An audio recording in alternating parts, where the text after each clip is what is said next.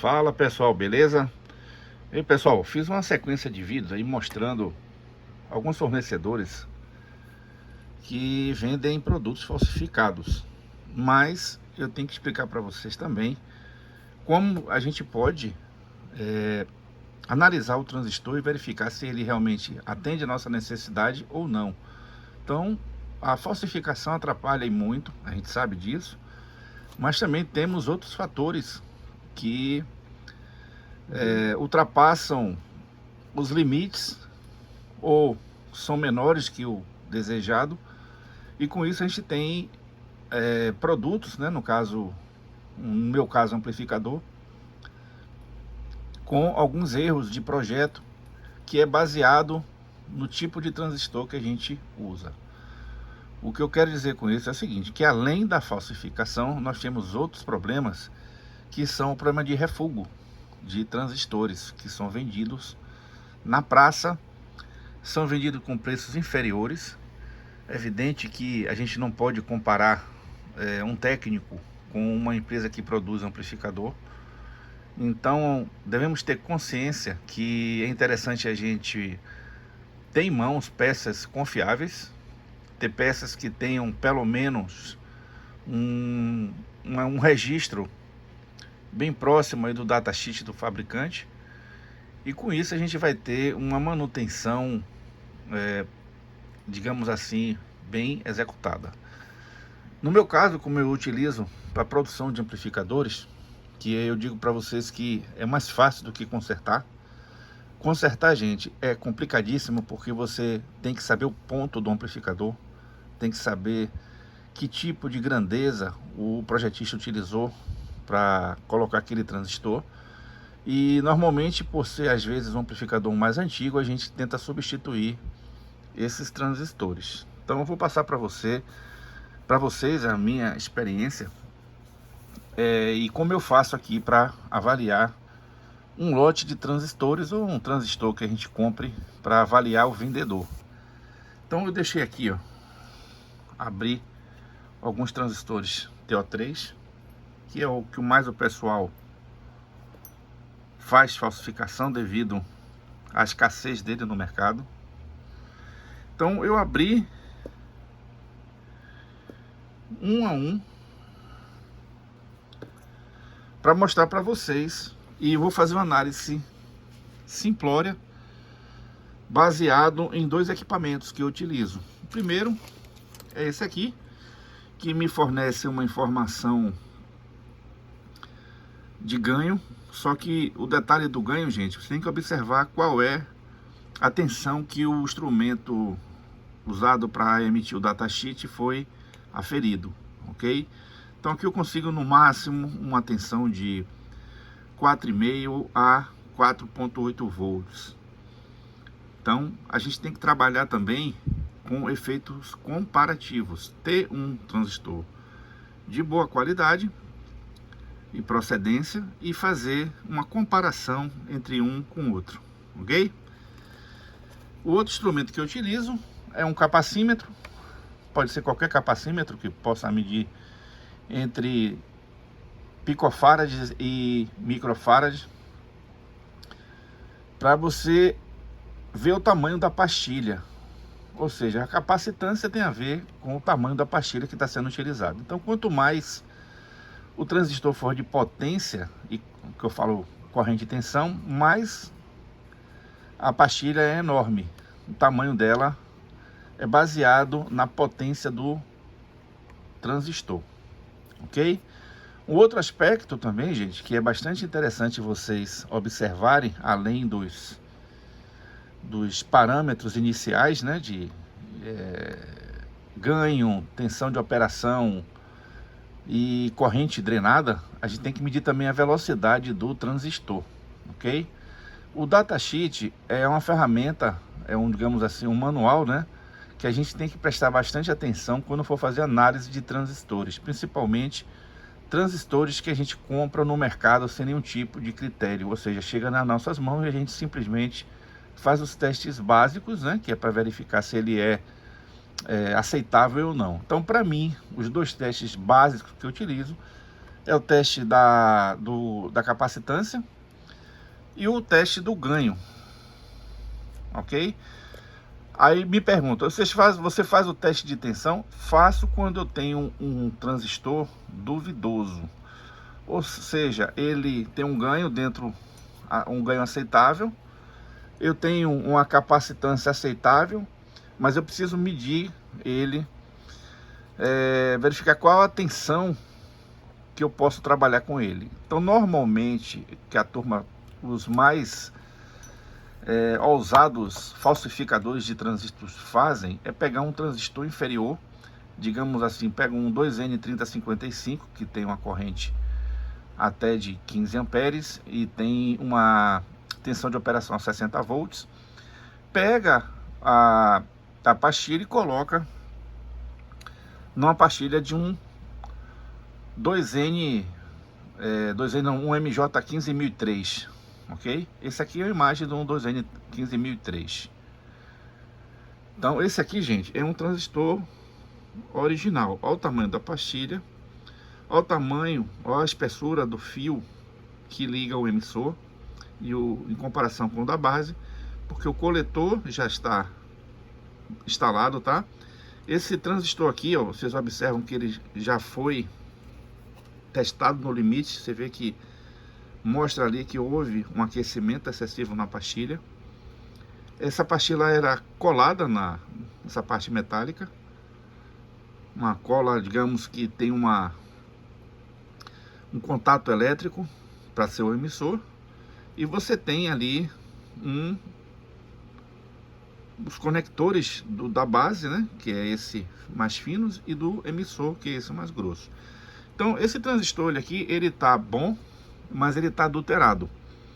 Por quê? Porque eu já infringi uma corrente e uma tensão superior a que ele pode aceitar. Ele suportou, porque ele é um transistor de boa qualidade, ok? Então vamos lá fazer uma verificação desse transistor aqui, tá? Vou mostrar para vocês. Vou botar aqui o nosso emissor, né?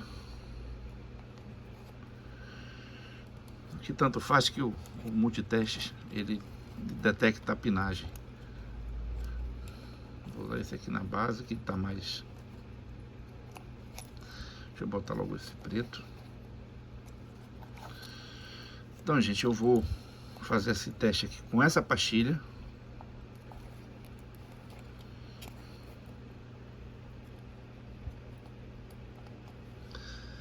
Vou fazer o teste com ele.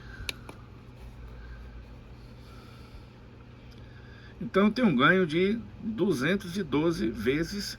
Observe a corrente que eu estou utilizando, 2.0 miliamperes, e o meu VBE, que é 443 milivolts. Aparentemente é um transistor PNP, tá, gente? Isso aqui é se eu não me engano, não é MJ15003 não. É um transistor MJ45062, é o complementar do MJ802. Então observe que o transistor ele tem características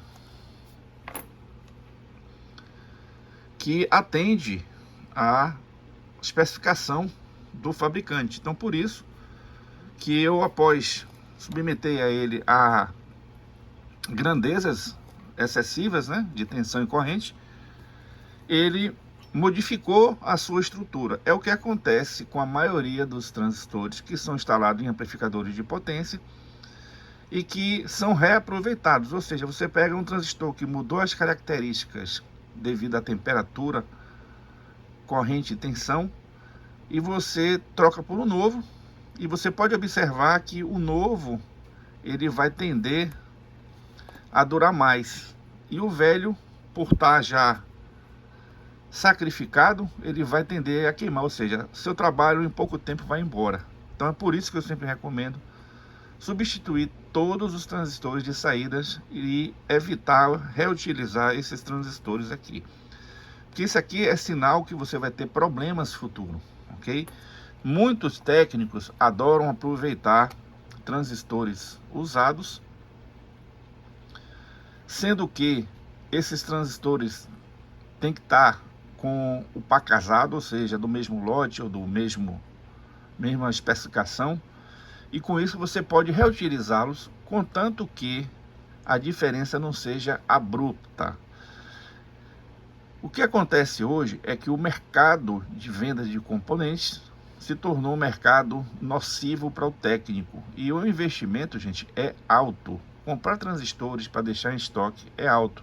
E o outro problema é a confiabilidade no transistor. Então, os técnicos têm que se virar nos 30 mesmo. Às vezes você pegar transistores que já foram utilizados e utilizar para manutencionar outro tipo de equipamento, atende até melhor do que você substituir por novos, sabendo que os novos às vezes não têm boa procedência. Sendo novos com boa procedência, é evidente que o novo vai ser melhor. Mas nunca façam aquela salada de transistores, principalmente na etapa de saída. Então eu mostrei para vocês aqui o tamanho da pastilha. Então observe o mesmo transistor, só que esse aqui é falsificado. Foi o que ele fez aqui, ó. Ele pegou um transistor. Deixa eu pegar aqui, tentar mostrar para você aqui. Esse aqui é MJ15004. É um transistor que tem uma corrente superior a essa. Olha o tamanho da pastilha. Você sabe o que tem aqui dentro? Um transistor tipo chip 42. Então aqui dentro tem um chip de um chip 42 que o cara vende para você como MJ15004, carimbadão, esse aqui que a gente chama. Então se você passar aqui um produto químico, um thinner, ele vai limpar aqui completamente o que está escrito, tá? Então isso aqui é o que acontece na maioria dos casos de falsificação de transistores. O cara chega lá, tem um lote de transistores refúgio, né? Que lhe dão o aspecto vendável, né? Então ele vende essa pastilhazinha que está ali dentro. E chega o cara, o falsificador, né? O fabricante falsificador, que monta essa pastilha no seu transistor e com isso sai vendendo aí por o Deus dará. Então o que acontece? O cara pega um lote desse e chega para o fornecedor e diz: ó, fulano, você precisa vender por um preço X para obter o lucro. Então você observe que o valor é bem mais abaixo do que um transistor original. Aí a pergunta que não quer calar: o vendedor, ele tem a obrigação de saber que o transistor é falsificado ou não? Aí eu digo para vocês: tem. Porque ele, como vendedor, ele tem uma clientela. E se a clientela começar a duvidar desse vendedor, não vai comprar mais na mão desse cara. Então ele vai começar a pulverizar. É o que acontece muito no Mercado Livre, onde pelo valor você não faz nem questão de brigar com esse cara, simplesmente você fica puto com ele, mas ele já obteve o lucro na venda da peça. Então quem trabalha com quantidade é mais difícil de ter problemas de pirataria, porque você vai comprar na mão de pessoas que vão te fornecer uma certa quantidade. E normalmente as pessoas que vendem falsificado, ele não tem muita quantidade, porque é pulverizado no mercado. Tipo a Santa Efigênia mesmo, você tem bons vendedores, você tem médios vendedores, mas todos os vendedores têm produtos falsificados, ok? Eles não podem, às vezes, se dar o luxo de escolher. Cabe a honestidade do vendedor informar você: ó, esse aqui é um produto original de primeira linha e esse aqui é um produto de segunda linha. Então você compra se você quiser. Você não está sendo enganado porque está sendo avisado. Mas em muitos casos ocorre isso aqui, ó. Esse aqui, gente, é um complementar do 2N3055 MJ2955. Na verdade, esse transistor, gente, ele... Tá vendo aquela pastilha ali? Deve ser uma pastilha de um BD 140, ok? Um BD 138. Ela não obedece ao critério da tensão nem da corrente. Mas é um transistor que tem um ganho alto. Então é sinal que é um transistor de pequena pastilha. A gente verifica, inclusive, pelo efeito capacitivo. Você detecta esse tipo de pastilha. E também a parte da tensão de operação. Então eu estou mostrando para vocês aqui, ó. Isso aqui, ó, é vendido com frequência no AliExpress. Então, gente, o AliExpress, eles não estão nem aí o que você está comprando. O que ele quer é lhe vender. Depois, são um outro tipo de ação que você tem que tomar. Infelizmente, como eles estão lá fora, você fica refém desse vendedor. Eu não gosto de comprar transistores no AliExpress. Não gosto porque é muito difícil você encontrar um vendedor honesto que vai lhe dar um bom produto. Já encontrei sim, tem. Agora você tem que garipar e correr o risco. Então, como é que eu faço para fazer a compra em um lote do AliExpress? Primeiro eu compro um pequeno lote, o cara manda, eu testo. Estando dentro das conformidades, eu começo a comprar na mão desse fornecedor. No primeiro deslize que ele der, eu corto completamente, porque eu sei que eles fazem amostragem para você, ele sabe que você está comprando por amostragem, e quando você comprar um lote maior, que é através da empresa mãe, né, que é o Alibaba, ele lhe vende um lote maior e você quebra a cara que ele te manda um outro tipo de transistor ou de peça que você comprou. Então tá aí, ó. Esse aqui é um transistor, gente, original, que foi remoldado uma pastilha interna. Esse transistor aqui, ó, ele ficava no tempo, ele tá dessa forma aqui. É um transistor usado em fontes chaveadas. As primeiras fontes é um BU. Então você observa que esse transistor aqui, ele tem uma pastilha até diferenciada. É um bom transistor, mas vocês observam que ela já foi remoldada no transistor. Então, gente, a gente convive com esse tipo de situação no mercado.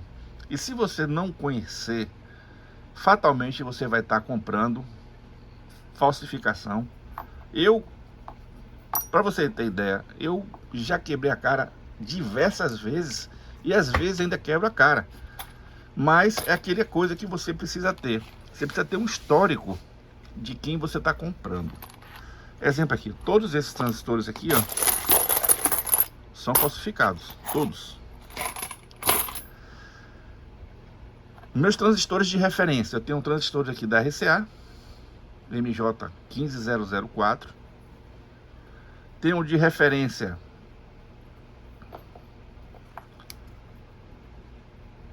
esse aqui é da Fairchild 2N3055 de referência. Tenho o MJ2955 de referência. E tenho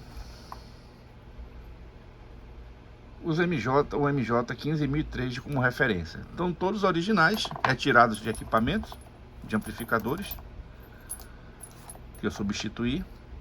Eu não utilizo, não reutilizo esse tipo de componente, é simplesmente para ter uma aferição com o que eu compro. E com isso eu tenho aqui os lotes que eu faço os testes. Esses são transistores que foram testados e não foram passados no teste. E eu de forma alguma vou utilizá-los em nenhuma montagem que eu faça de amplificador, que eu vou passar para vocês agora. Vocês vão compreender o porquê que eu não utilizo transistores dessa natureza, da Sanke originais, foram retirados aí de um PA800. Eles estão bons? Estão, só que eles já estão no final de linha, de carreira, ou seja, eu não consigo um amplificador com alta performance utilizando eles. Primeiro que são transistores lentos e que são transistores antigos, que não são mais fabricados. Então, gente, o que eu faço para escolher os meus transistores nos meus projetos, eu primeiro divido o amplificador, né, nos 3 estágios, e qual a finalidade do transistor. Então, o que eu pretendo ter como transistor nas etapas dos amplificadores. Então, na primeira etapa, eu preciso ter um transistor que possa trabalhar, tipo como CCS, uma fonte de corrente constante, um par diferencial ou no espelho de corrente. A corrente aqui de operação é baixa, tem que ser um transistor intermediário em velocidade, não pode ser nem muito rápido, nem muito lento. Na segunda etapa, onde tem também fonte de corrente constante, tem um amplificador de tensão e tem espelho de corrente, eu preciso um potencial maior, porque é aqui que eu tenho um ganho de tensão, é aqui que ocorre praticamente o ganho total do amplificador, né? Aqui é muito pouco, aqui o maior ganho, aqui também é um ganho unitário, muito pouco também. E nossa terceira etapa, que tem os drives e tem a etapa de saída. Os drives, gente, que a gente chama do triplo Darlington, duplo Darlington ou Darlington, você tem aí 2 transistores ou 3 transistores na formatação Darlington ou na formatação Ziclay. Outro detalhe é que quando você tem transistores Darlington, vocês observam que o ganho dele é potencialmente bem maior do que um transistor comum. Então, o transistor Darlington tem essa vantagem, ele funciona como tipo um buffer, que ele tem uma alta impedância na entrada e tem uma baixa impedância na saída. Então, essa é a característica da etapa de saída em Darlington, tá? Que é o drive mais o transistor de saída, propriamente dito. Então, esse daqui é um transistor que eu me preocupo bastante. Esse também. E aqui a gente já começa a ter uma facilidade de escolha. Então, quando a gente observa os transistores utilizados nessa etapa e nessa, a gente tem que obedecer rigorosamente o que a gente estipulou ou o projeto que já existe formulado para esses tipos de transistores. Ok, gente? Então, isso aqui é uma forma de você analisar transistores para utilizar nisso aqui. O outro teste que eu faço, gente, na verdade eu monto um amplificador e faço o teste que aqui é a nossa resposta em frequência. Então aqui você tem a resposta em frequência do conjunto. E se você quiser testar transistores nas 3 etapas, você faz utilizando essa avaliação. É evidente que você precisa do equipamento para fazer esse tipo de avaliação que está aqui. Outro detalhe tipo, eu vou testar os transistores de saída. Eu tenho um amplificador que eu uso como referência, onde eu tenho os ganhos de entrada, tenho os ganhos dos transistores de entrada, do par diferencial, espelho de corrente. Eu sei os ganhos, o ganho da etapa seguinte, que é o nosso VAS, e vou testar os transistores de saída e fazer a escolha, que é justamente a parte mais cara, que é o transistor que tem maior custo, e onde a gente deve se pegar mais. Claro que a gente tem que saber essa parte. Normalmente essas partes aqui dão um pouco defeito em relação a transistores de saídas. Então ela tem que ser observada? Tem. Mas para você fazer uma boa escolha de transistor de saída, você tem que observar esses critérios aqui, que é a resposta de frequência. Ok? Sei que muitos técnicos não têm condições de fazer esse teste por falta do equipamento. Mas vamos lá, vou dar um exemplo para você. Eu peguei um amplificador qualquer, né?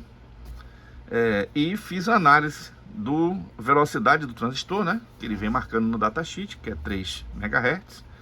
E vou analisar o slew rate, que é a taxa de variação da tensão por unidade de tempo, né? Que no caso aqui a gente utiliza volt por microsegundo.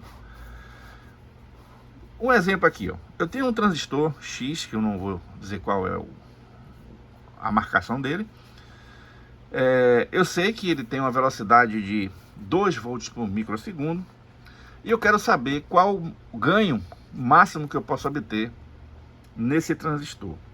Então, eu analisei o transistor, verifiquei a curva dele e fiz uma análise do slew rate. Então eu fiz aqui as contas, achei que eu posso ter 40 vezes mais, ou seja, um ganho de 40 que eu posso ter nesse transistor. Então isso é um fator que a gente utiliza para escolher os transistores de saída. Então, gente, é um assunto muito vasto. Se a gente for parar para estudar isso aqui a fundo, a gente vai levar aí alguns meses. É um assunto gostoso de se trabalhar, principalmente quando você desenvolve produtos. Mas para o técnico, gente, eu digo para vocês, ó, dever de casa, ter um bom capacímetro e um bom testador para você ter um efeito comparativo. E ter um arsenal de transistores originais para fazer uma aferição com o que você compra.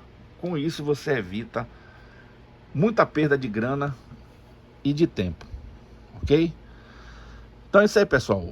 Um grande abraço. Se vocês gostarem do vídeo, dá aquele like para ajudar o canal. E vamos trabalhando, pessoal, aí firme e forte para que a gente possa conseguir os nossos objetivos, né? Então vamos lá. Aquele abraço, pessoal.